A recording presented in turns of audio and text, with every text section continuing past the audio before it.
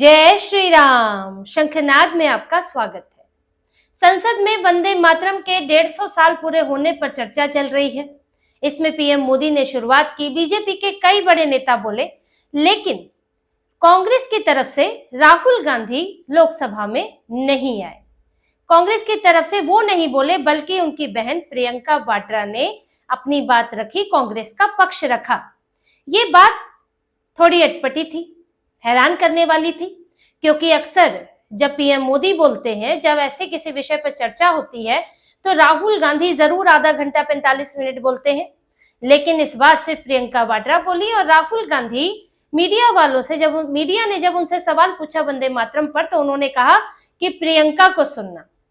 प्रियंका की बात करके गए और अपना उस मामले में इन्होंने बिल्कुल चुप्पी साधे रखी।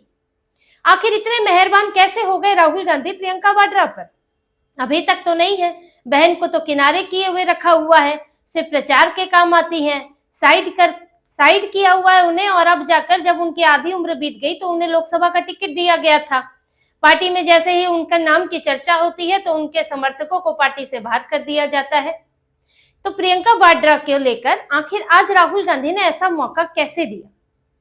ये मौका नहीं था, ये था प्रियंका पर मुसीबत का पहाड़। उन्हें जानबूझकर फंसाया गया और एक ऐसे मुद्दे पर बोलने के लिए छोड़ दिया गया जिस पर कांग्रेस बुरी तरह घिरी हुई है, इस चर्चा के पहले से घिरी हुई है। उन्हें पता है कि पंडित जवाहरलाल नेहरू को कैसे घेरा जाएगा, कैसे कांग्रेस पर सवाल उठेंगे और कांग्रेस सिर्फ मुंह देखती रह जाएगी। इसीलिए कांग्रेस इस पर चर्चा के लिए भी तैयार नहीं थी। इससे टीएमसी से इसको लेकर झगड़ा भी हो गया था, क्योंकि टीएमसी भी चर्चा चाहती थी, बीजेपी भी चर्चा चाहती थी, लेकिन कांग्रेस नहीं चाहती थी। और ऐसे विषय पर जहां पर कांग्रेस के पास बोलने के लिए ज्यादा कुछ था ही नहीं, क्योंकि जो चीजें हैं सामने हैं, वंदे मातरम को कैसे काटा छाटा गया, टुकड़े किए गए, ये साफ है कांग्रेस के समय पर हुए, नेहरू के नेतृत्व में हुए। आप इस तथ्य को नहीं बदल सकते। आप चाहे दाएं बाएं कहीं भी चले जाएं कि उस समय फलाना लोग भी शामिल थे, उस समय रविंद्रनाथ टैगोर ने भी सहमति दी थी, उस समय सरदार पटेल भी थे। आप कई बातें बोल दे, लेकिन नेतृत्व तो जवाहरलाल नेहरू कर रहे थे। और इसीलिए कांग्रेस के ऊपर इसका सीधे सीधे आरोप लगा आएगा। और नेतृत्व तो छोड़िए, संभाल तो सब कुछ कांग्रेस ही रही थी, तो आपके ऊपर तो सवाल उठेगा ही। इसीलिए राहुल गांधी पीछे हट गए कि इन चीजों पर बोला क्यों जाए, इन चीजों पर जब घिरेंगे तो और फजीहत होगी। तो एक वजह तो इनकी ये रही, लेकिन दूसरी वजह एक और थी। वो थी कि इस बीच जब से बिहार चुनाव राहुल गांधी हारे हैं, तब से इनके ऊपर सवाल उठने लगे हैं और नेतृत्व परिवर्तन की मांग होने लगी है। अभी कुछ दिनों पहले ही इनकी पार्टी के वरिष्ठ नेता राशिद अल्वी ने कहा था कि प्रियंका वाड्रा को पार्टी की कमान संभालनी चाहिए। अब नेतृत्व परिवर्तन की जरूरत है, क्योंकि कांग्रेस में अब ये आला कमान राहुल गांधी से मिलना तक मुश्किल हो गया है। ये ऐसे घिर गए हैं कि अपनी दादी से भी आगे निकल गए हैं। इंदिरा गांधी से मिलना भी आसान था, लेकिन राहुल गांधी से मिलना मुश्किल हो गया है। और संगठन बुरी हालत में है, पार्टी कहीं खड़ी नहीं हो पा रही है, चुनाव की तैयारियां नहीं हो पाती हैं और पार्टी लगातार हार रही है।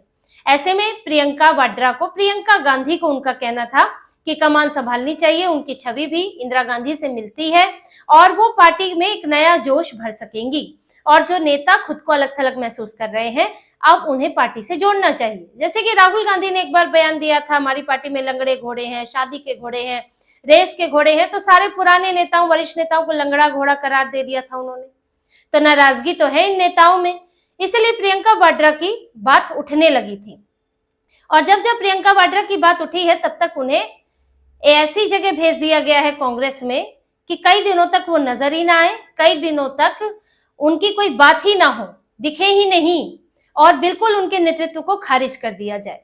तो लगभग यही करने की कोशिश इस बार हुई। इस बार वो दिखी तो सही, लेकिन उनका लड़खड़ाया हुआ नेतृत्व दिखाया गया, क्योंकि मुद्दा ही ऐसा था जिस पर वो पूरे जोर शोर से बोल ही नहीं सकती थी, वो सवाल ही नहीं उठा सकती थी। राहुल गांधी इसीलिए बच गए इसमें आने से। देखिए, राहुल गांधी कब एक्सपोज हुए? जो इन्होंने प्रियंका वाड्रा को भी एक्सपोज करने की कोशिश की। एक्सपोज यानी कि लोगों को दिखना कि नेता कैसा है, क्या बोलता है, किस तरह अपनी बात रखता है, जिम्मेदारी कैसे निभाता है। राहुल गांधी कब एक्सपोज हुए, कब पता चला उनकी ये जो अलग तरह तरह के बयान देने की, चुनाव हारने वाली जो काबिलियत है, वो तब सामने आई जब वो अध्यक्ष बने। सुपर पीएम तो वो तब भी थे जब मनमोहन सिंह थे, इनकी माता जी भी सुपर पीएम थी, ये भी थे। ऐसे ही नहीं अध्यादेश फाड़ दिया था इन्होंने।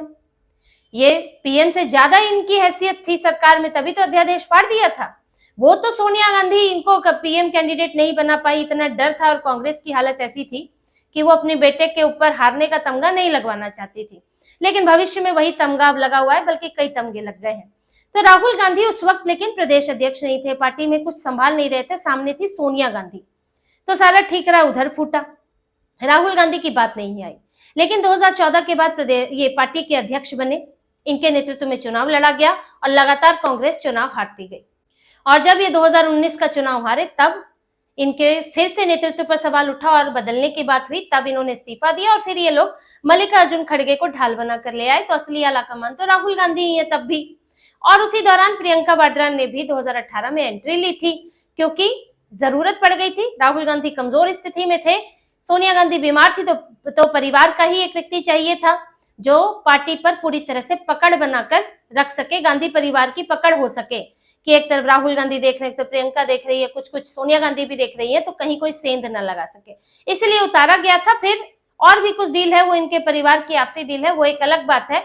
लेकिन यहां से प्रियंका वाड्रा आनी शुरू हुई और उनको लेकर भी चर्चा होने लगी थी।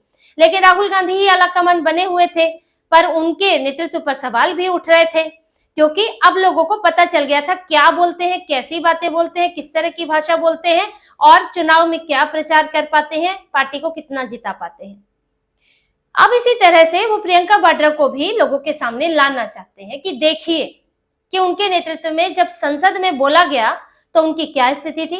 प्रियंका वाड्रा को आज देखने को मिला कि वो कैसे खींच रही थी, चेहरे पर एक हंसी थी, लेकिन वो खींच वाली हंसी थी कि कब तक हम अपने परिवार पर सफाई देते रहे, हम इस मुद्दे पर बोलूं क्या, मैं कितनी सफाई दूं।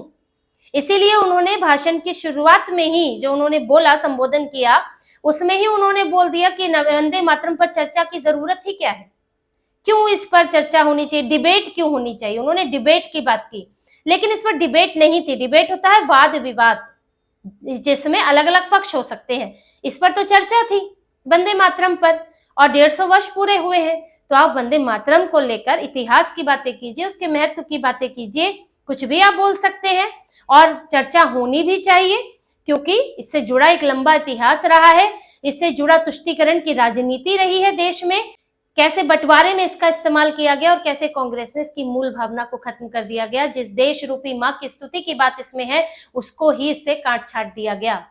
तो अब जब ये बातें उठ रही हैं, तो इसलिए कह रही हैं प्रियंका वाड्रा कि क्यों इतिहास की बात कर रहे हैं, इतिहास के पन्नों में दवा रहने दो, यहाँ आज की पीढ़ी ना जान पाए, जिसे अपना अतीत ही नहीं पता होगा, जिसे अपने अतीत की गलतियां नहीं पता होंगी, जिसे अपने अतीत का भेदभाव नहीं पता होगा, वो आज वर्तमान क्या जानेगा, और जो वर्तमान नहीं जानेगा भविष्य क्या तय कर पाएगा। जिसे पता ही नहीं होगा कि अतीत में उसके साथ क्या हुआ था और आज कैसे वही चीजें हो रही हैं, क्या अतीत आज वर्तमान से अलग है या वही हो रहा है, तो भविष्य क्या हो सकता है। कांग्रेस नहीं चाहती ये पता चले, यहाँ के लोगों को, खासतौर से हिंदुओं को पता चले और इनकी गलतियां, इनका तुष्टीकरण, इनका भेदभाव पता चले। इसीलिए प्रियंका वाड्रा कह रही है कि इस पर चर्चा की क्या जरूरत है। जब तुम ये कहो कि कांग्रेस ने आजादी दिलाई, हमारे नेता क्रांतिकारी थे, जेल गए, हमारी दादी ने ये किया, जब तुम ये बातें बोलकर क्रेडिट लोगे, श्रेय लोगे उसका, तो उनकी बुरी चीजों का भी तुमको श्रेय मिलेगा, उसके लिए तुम्हें जवाब देना होगा। प्रियंका वाड्रा इतना खींच गई तो कहने लगी कि आपको, पीएम मोदी के लिए कहने लगी कि नेहरू जी पर आपको जितनी समस्याएं हैं, जितनी आप को लेकर, आप उनकी गलतियों को लेकर जितना बोलना चाहते हैं, उनकी एक सूची बना लें, तो एक बार हम उस पर चर्चा कर लेंगे और फिर ये मुद्दा यहीं बंद कर दें।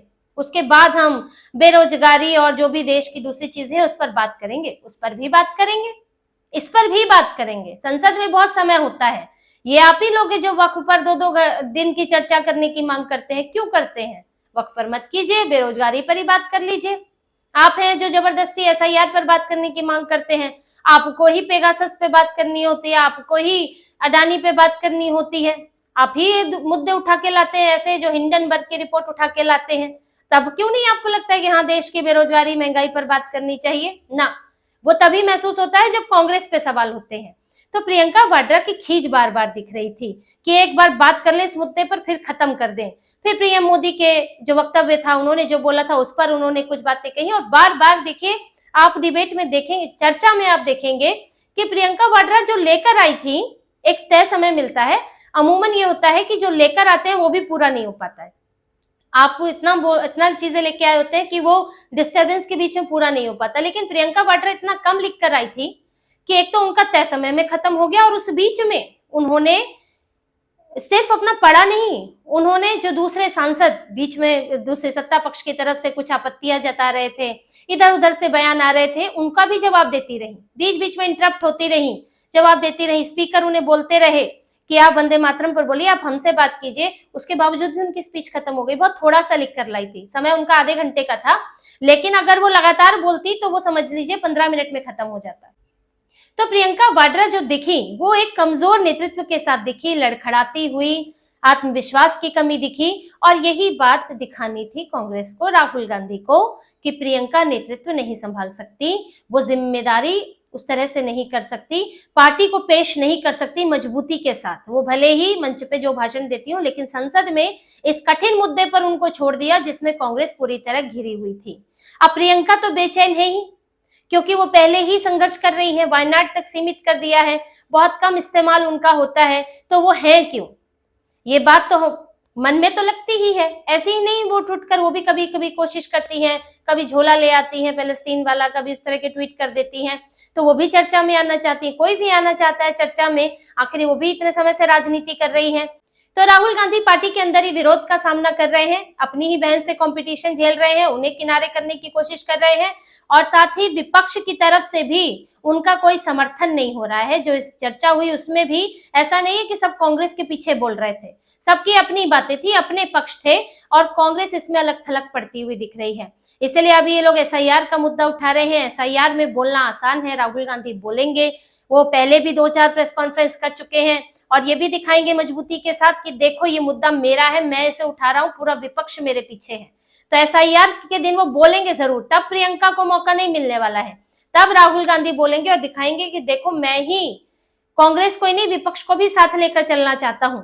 हालांकि विपक्ष कितना किस तरह से उस डिबेट में सामने आएगा कि इनके साथ रहता है, और इनकी जो 14 दिसंबर की रैली हो रही है उसमें कितने विपक्ष के नेता शामिल होते हैं, उसमें राहुल की स्थिति पता चलेगी।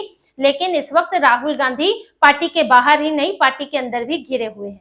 तो इसी तरह की और खबरें और विश्लेषण आपके लिए लाते रहेंगे, हमसे जुड़े रहिए, सब्सक्राइब कीजिए, कमेंट कीजिए। बहुत बहुत धन्यवाद। जय श्री राम।